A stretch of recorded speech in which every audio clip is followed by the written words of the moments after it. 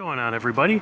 Now, I know several of you guys asked for a little bit more of historic auto attractions and specifically a full museum tour.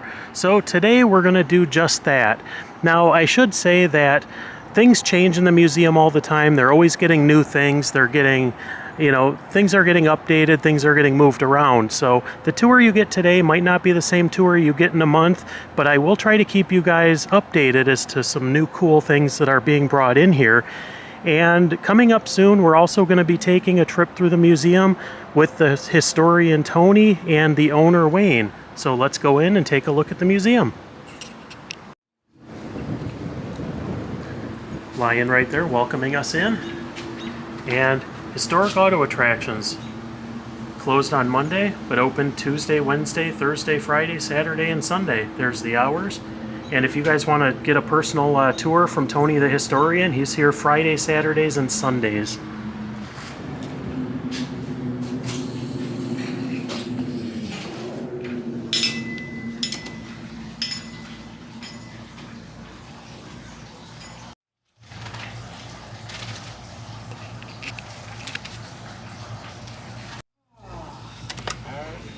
The museum starts right here in the Wild West. We have some dresses, some outfits, some wax figures, and John Wayne's saddle. Some other John Wayne items in here. Have his cowboy hat, his personal shoehorn with Duke engraved in it, and his personalized engraved cigarette case. Down here they have his movie contract from War Party. Zoom in there so you can see his signature. Hopefully you can see that. There's things from Gunsmoke in here. There's things from Bonanza. There's just all kinds of things. Now, it's almost impossible to show you guys everything, but I'll do my best to show you guys at least my favorite things. Here's Audie Murphy's boots. We have Gary Cooper's original headstone. Now, Gary Cooper was originally buried at Holy Cross in Culver City, and he was moved after 13 years to New York, but that's his original gravestone. Tom Mick's cowboy hat. Now, I know I've shown you guys this before too. This is an old prop train car or caboose or whatever you want to call it. But this is what when you watch movies back in the 30s and 40s and you saw a train going by, this is what you were actually looking at. They weren't filming with actual trains, they were filming with these.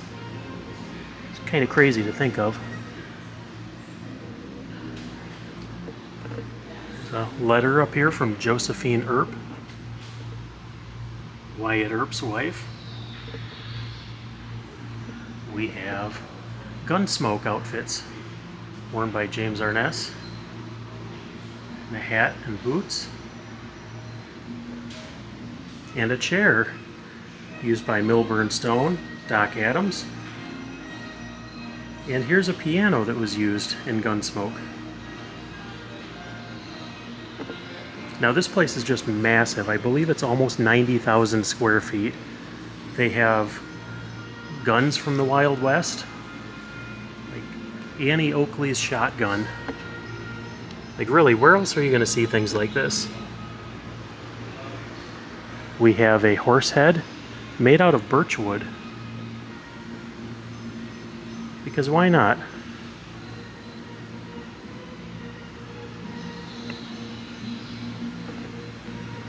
Antique Confederate saddle, circa 1860. Now that's cool. A buffalo fur coat. Now be sure to like, share, and subscribe, because if enough people view this thing, maybe they will let me wear this around for the next tour. Wouldn't that be kind of cool? Here's a few more things in the Wild West. This is an old cashier cage, and this is it says the Complete Teller's Cage and Bank was once robbed by the Jesse James Gang. It was recently removed from the only existing bank in New Hope, Kentucky. Well, that's some history.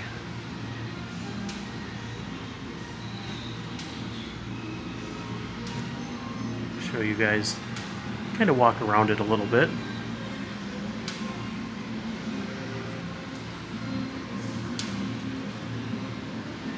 Some old uniforms. There's George Armstrong Custer right there in the corner. And we have some Buffalo Bill stuff. Buffalo Bill's deerskin jacket. It's from the 1890s. Now, Buffalo Bill had one of the biggest traveling shows back in the 1800s, and he was known all over the place. He was a very, very famous guy in the country. Some of Buffalo Bill's stuff.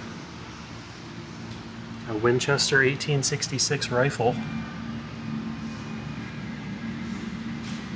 That's pretty cool. There's a Buffalo Bill's signature right up there. And an addressed envelope.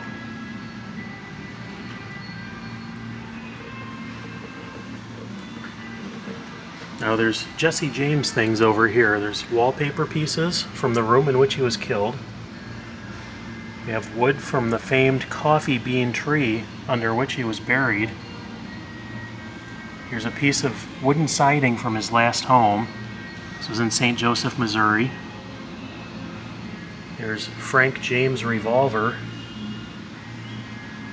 There's Jesse James spurs. And this is not in great shape, but this is Jesse James revolver. Now it's rusty, and it was, let me see what it says here.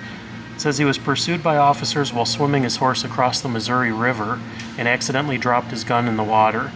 Now, a lot of people might ask how we know that these are Jesse James guns, and a lot of the weapons here, how do we know they're the right ones?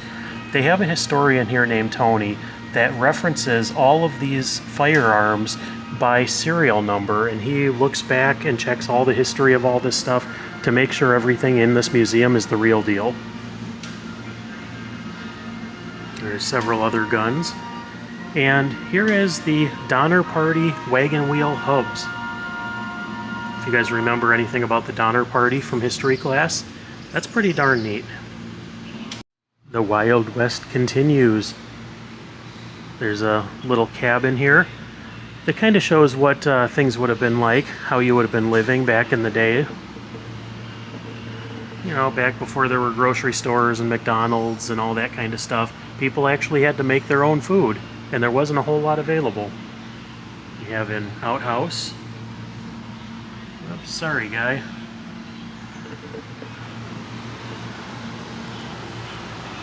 There's a teepee and a buffalo. I don't think anyone's named him yet, but if any of you guys have any ideas to name this guy, let me know. Maybe we'll come back and name him. And some arrowheads in here. And if there's anything that you guys want to see more of or hear more about, let me know in the comments, because I can come back here at any time and talk to the historian, talk to the owner, and get inside information about how some of these items were acquired, any details about them, because people here know way more about these items than what will ever be described on a plaque. This is the coach room, the U.S. mail car. Now, I don't know about you guys, but traveling in one of these things, you know, it might be kind of nice if there was a good breeze, but this would get pretty hot and a little uncomfortable.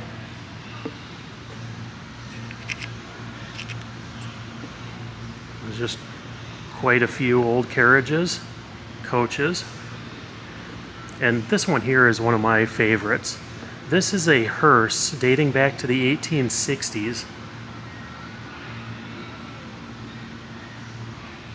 Now, since we like cemetery tours and all that kind of stuff, some of us are a little bit more morbid than others, but this is kind of cool.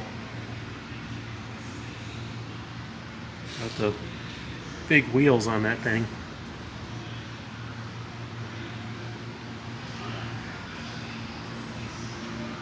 Now this is beautiful.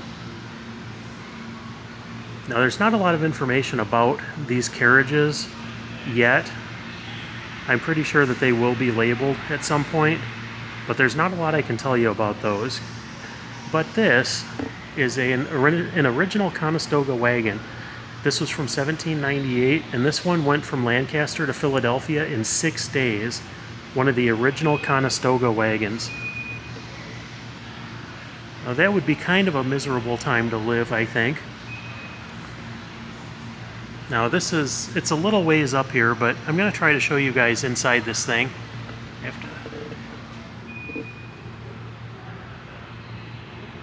Hopefully you can see that okay. Really doesn't look that comfortable from what I could see on the screen. Now this place just keeps on going on and on. This is the Elvis display right here. This is Elvis's 1972 Lincoln Mark IV. They have a picture of Elvis driving it right here. The King's car.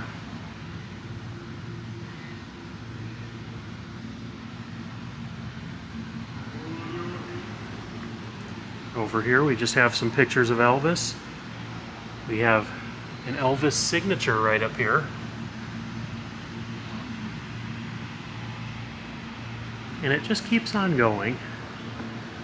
This museum is like a gift that keeps on giving. Over here we have an autograph of James Dean, which, just because of how old he was when he passed away, there's not too many of those out there.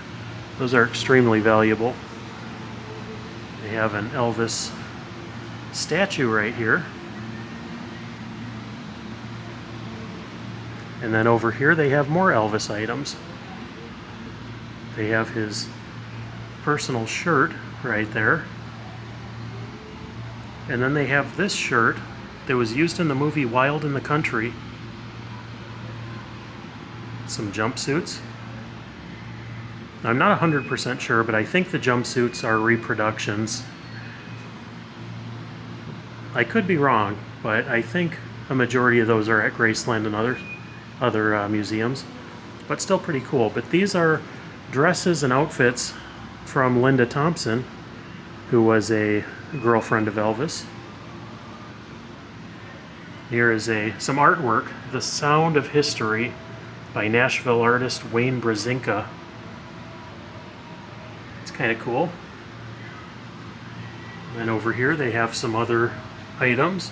There's a letter from Priscilla Presley. A payroll check from Vernon Presley, Elvis's father. They have concert tickets. Here is a kind of a thank you card for remembering me during my illness, signed by Elvis.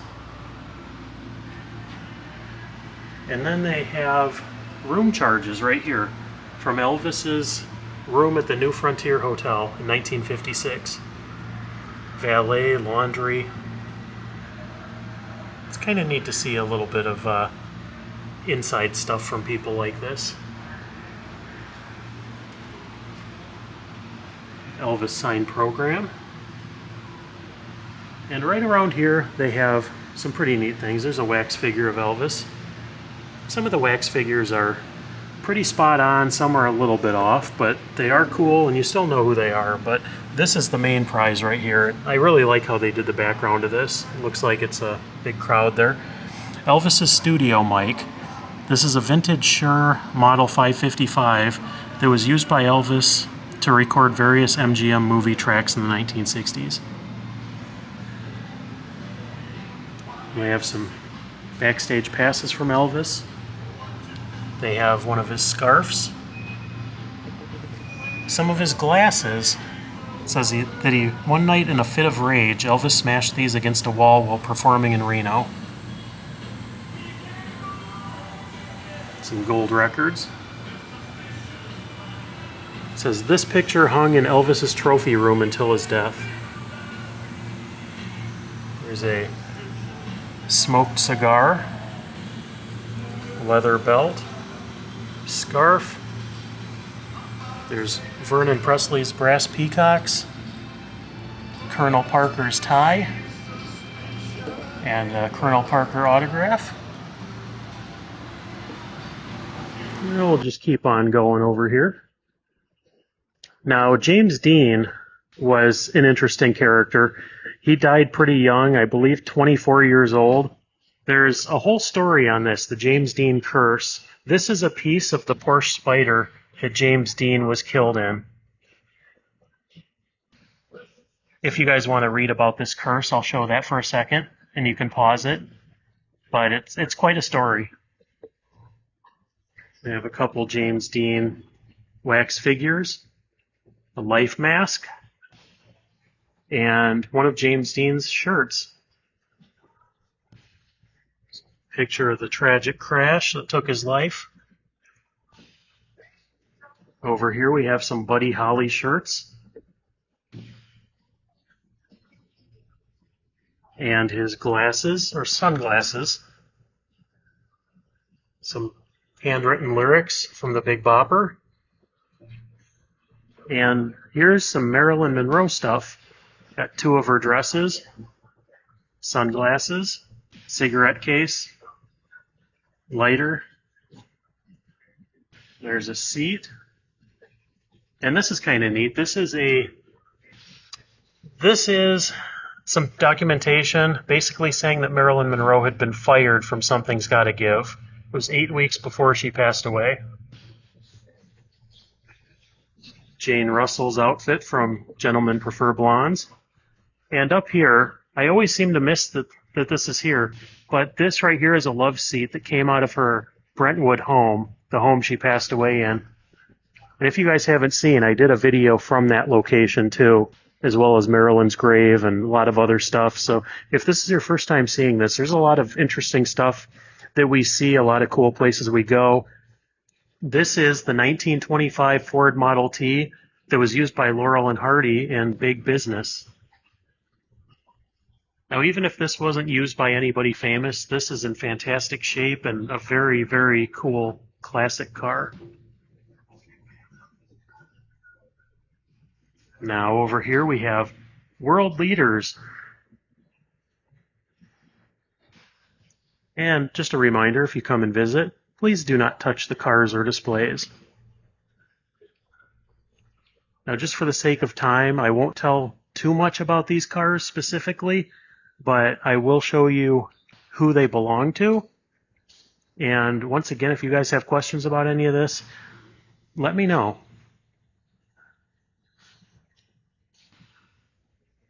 There is Mikhail Gorbachev's 1991 Mercedes. I'll show you something cool about that in just a second. Now, a lot of these cars have really, really thick bulletproof glass. Check that out. That's at least a couple inches thick. And if you think that that is thick, we're going to go over here. This is Joseph Stalin's 1937 Packard armored limousine. Now, there is a big story about this car. It's really fascinating, and I'm going to come back and talk to the historian about this and post a separate video on this car, because what they had to go through to get this car and to keep this car, you guys aren't going to believe. It involved the FBI and Homeland Security and everything else. But if you guys wondered how paranoid Stalin was, look how thick these are.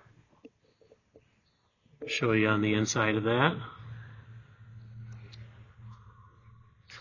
That is just a really, really cool automobile. And like I said, this museum keeps on going and going. And just because this gets flagged a lot of times on YouTube, they also have things from World War II Germany in here. This is Ulysses S. Grant's 1865 Studebaker carriage. He was the first and I think only president to ever be arrested while in office for speeding. But that's Ulysses S. Grant's carriage. They have all kinds of stuff here, signed by presidents. Just absolutely fascinating. We have the Hall of Presidents.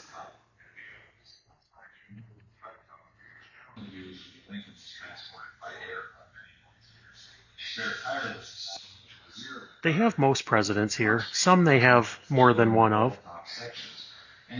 And this is presidential limos, which I did a video on these just a couple days ago.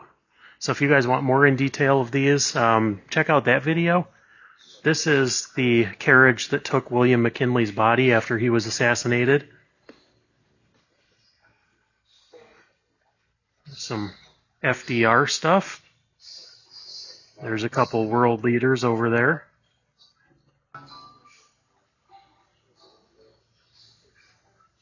This is Franklin Roosevelt's, one of his presidential cars.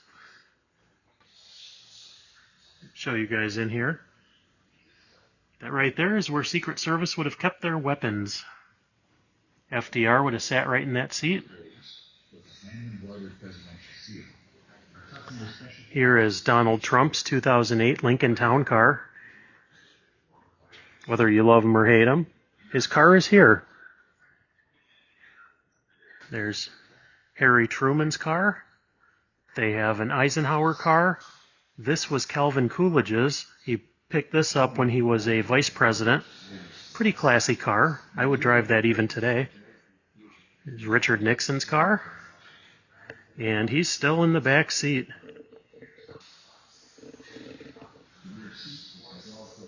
Over there, Lyndon Johnson's car. This is Herbert Hoover's. This is a 1932 Cadillac. That is pretty classy. Another Eisenhower car. There's another Nixon one at the end. Lyndon Johnson and Jimmy Carter.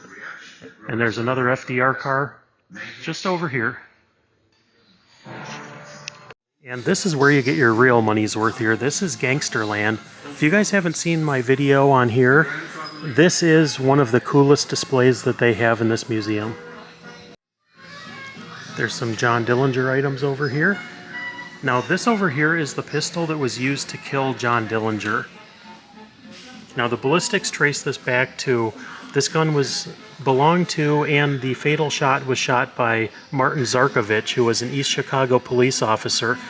Now, J. Edgar Hoover was really upset that Dillinger was not killed by one of the FBI guys, so that kind of lingered on him for quite a while and caused a lot of other issues if you guys really want to go down the rabbit hole and check that out. But there's Martin Zarkovich's badge. And over here we have some John Dillinger relics. Now, John Dillinger was killed at the Biograph Theater in Chicago, and he was watching the movie Manhattan Melodrama starring Clark Gable. This is the suit that was worn by Clark Gable in that film. There's some little Bohemia items here. Constable badge. Dillinger robbery relics. And then there's some guns that were owned by the John Dillinger family. And over here we have some pretty cool things. This is a piece of John Dillinger's pants that was taken from his body the night he was killed. Now that was actually a pretty common thing back then. When somebody famous died, people were relic hunters. They would dip parts of their handkerchiefs in blood and save that as a relic, and all kinds of other things. There is one of Dillinger's pistols left behind at Little Bohemia, and a silencer. A couple more Dillinger guns. And Dillinger, this is one of his death masks. And I was told there's only a few of these out there. And over here, this is John Dillinger's, or was John Dillinger's 1932 Studebaker Commander car. This was used by John Dillinger in a bank robbery. There's also police arsenal robbery. October of 1933, $75,346 was stolen, which was an insane amount of money at that time. John Dillinger's getaway car. And if that's not cool enough, this car was also used by Johnny Depp in filming Public Enemies.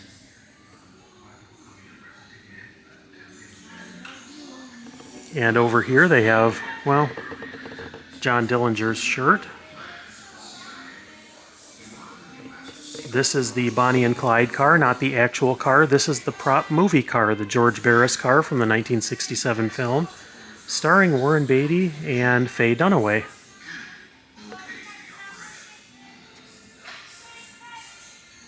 Now this was actually shot with a Thompson submachine gun, and they tried to replicate this as close to the original as possible. Over here we have some Bonnie and Clyde relics. Speaking of Thompson submachine guns, there's one right there. Not too many of these out there for people to see. We have some Lizzie Borden items, her clock, and ice pick. And then we have Bonnie and Clyde items. Their flashlight from the Barrow Gang. And these are the coolest things. This is a gun that was taken from the Bonnie and Clyde death car. Some bullets, and talk about one of a kind. These are Bonnie and Clyde's death hats. Now they were killed in 1934 in Louisiana, and these are the hats they were actually wearing when they were ambushed. You can see some blood stains in the back. You can see the bullet holes. This is Bonnie Parker's. You can see right here, those are the bullet holes right there. That probably would have been the death shots. But these were returned to Clyde Barrow's family after, after everything was all said and done. She hung on to them for quite a while. I believe it was Clyde's mother, and then it kind of went down the chain, and then they ended up selling them. We'll keep on going through Gangsterland. They have Benny Binion's pistol over here. Here is one of Al Capone's original distribution trucks. Over here. Now this says St. Valentine's Day Massacre. This particular thing, it doesn't really have anything to do with that necessarily, but these are the vault doors from Al Capone's vault at the Lexington Hotel, which was where he had his offices. So every day, Al Capone would have touched these handles. Well, pretty much every day, whenever he was there. But supposedly nobody else had access to this. So I just thought that was kind of cool. Now, a lot of people seem to like this when I posted the short, but this is a bulletproof Cadillac Chicagoland Gangster era car.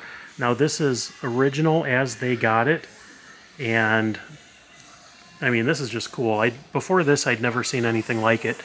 These all have portholes so that they could fire shots outside of the car if they were trying to do a drive-by or anything like that. You can see some bullet holes right here. Let's take a look in there, see if you can see what the car looks like. It's just a fascinating piece of history. You know, a lot of Chicagoland gangsters would have been driving around in cars similar to this. And if you saw this thing driving towards you or your business, that would not be a good sign. Now the back window is open here, so I'll show you guys the inside of this. If you were sitting in this car, that probably wouldn't be I mean, you'd be pretty safe unless somebody stuck a gun through that porthole somehow and fired shots back. But yeah, this is pretty cool history. No gangster exhibit would be complete without a couple serial killer items.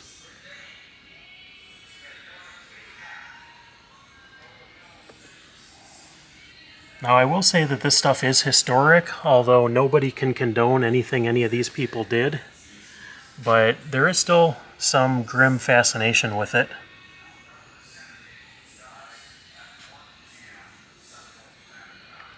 I'll show you guys a couple other things over here. Davy Berkowitz, Charlie Manson, John Wayne Gacy, who was, passable as an artist. Prison neck collar. Now this is a coffee cup that was used by Bruno Hauptmann while in Flemington Jail. Executed by electric chair, April 3rd, 1936. He was convicted of the murder of Charles Lindbergh's son. We have Jim Jones. Patty Hearst wanted poster. The Birdman. Alcatraz prison rules. And a ball and chain from San Quentin. Here we have some unique creations. This is where they put a lot of the automobiles that really don't seem to fit anywhere else, but they're cool.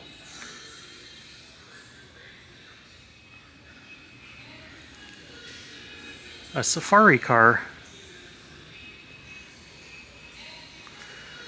Now this is kind of cool. This is a Mose Motors, I believe this was a prototype from 1968, designed by Bruce Mose from Madison, Wisconsin. Now he was, I believe he got a little bit of prominence by making seaplanes. I could be wrong on that, but I think that's what it was. And he wanted a way to meet famous people when they came to Madison to perform. So he built this prototype of a car, and word got around that this car was there and available to drive people around. And Johnny Carson rode in this and all kinds of other people. But as you guys can see, it has no side doors. You have to get in from the back. It's kind of a different kind of a car. Show you guys that. There's a wooden car right there. And this is where people get their money's worth, literally, in this exhibit. This is the 1976 Bicentennial coin car. It was shown in Vegas. I guess Vegas has been trying to get this car back because, I mean, it's one of a kind. It took 4 people 2 years to put 120,000 coins on this car.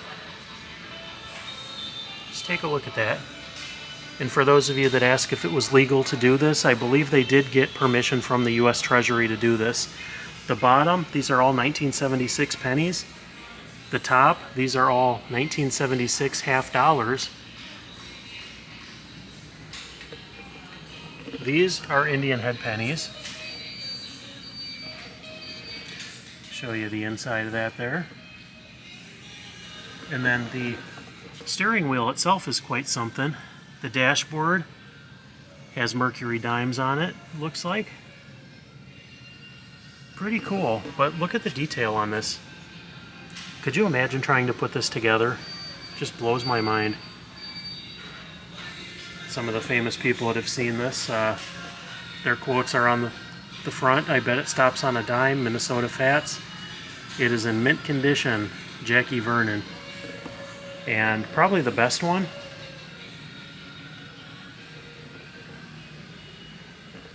is over here, if you guys can see it. If you can't, it says, "Been all over the world, and that's the only car I've ever seen that's prettier than me. Muhammad Ali."